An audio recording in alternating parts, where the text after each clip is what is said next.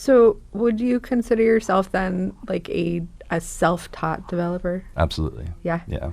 I think it's interesting that there's these like camps of where developers lie. You have your CS degrees, your self-taught developers, and now the like boot camp Right. generations Yeah. of like, and I think that they all bring such different things to the table that is really cool.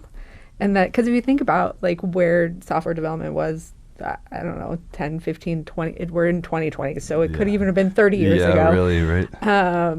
That like self-taught developers were the majority, Absolutely. right? And Yeah. so the idea that you need a CS degree in order to do this is a new thought. Yeah, 100%. I And- mean, having a CS degree is great, especially on paper, right? For sure. Because it gives employers the ability to trust that you know what you're doing, right? You Right. come from a good school or any school, really. Yeah. And you've gone through the curriculum, you've graduated, you've passed the test, Right. right?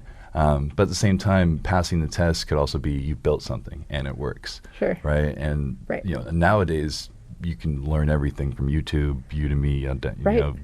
and just kind of sitting at home and making the time, Yeah. right? Yeah.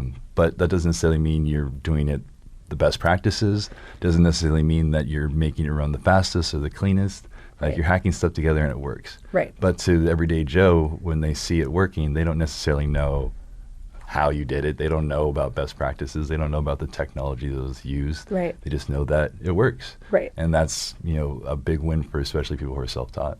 Yeah, and I think there's what I think is interesting is the different types of learners kind of fall into those different camps, and that like the self-taught, you have to have this sense of one, a lot of drive because you are the only one that's driving that ship. Right. So to now break into technology as a self-taught developer, like you have to do like check all these boxes. Yeah. But what that means for you as a person, like what that shows, whether you've learned like the right way or best practice of whatever it is, that like just the process of learning that is a valuable skill to the employers. It really is. Yeah. And I think that the same is true for both a CS degree, that's a certain type of learner, a certain kind of environment, you get certain things out of that. And then the same with like boot camp grads, that like there's a certain type of person that thrives in that environment.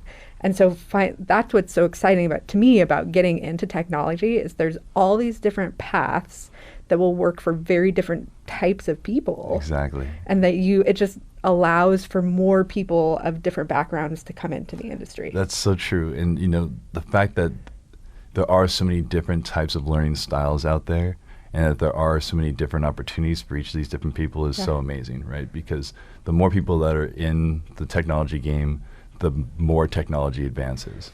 Right. Mm-hmm. I'm a firm believer that, developers by nature are lazy, even though we also have to have a lot of initiative and drive too, because when I say we're lazy, we want to be able to do things faster. We want to find easier ways to do things. And so that's why a lot of these languages come out every 2 weeks and get updated every 2 weeks. And, it's because someone's like, hey, there's got to be a better way to do this. Yeah. Right. And a lot of those people are, your self-taught developers, right? People who necessarily didn't go through schools to do it, right? They are looking at how maybe they learned in school and then they took the initiative or went above and beyond to figure out, okay, how do I make this different now? How do I make this work for me and what I'm doing in my career?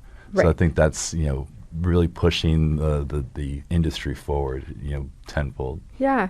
Well, I think in general, I think we do ourselves a disservice by assuming that everyone is going to succeed in a specific learning environment.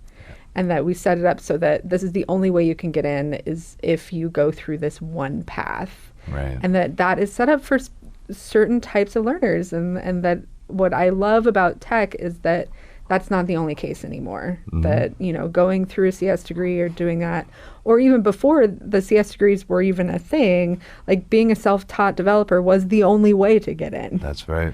And so I think that we're opening it up to much more exciting times to allow more people coming in because we've created these different entry points.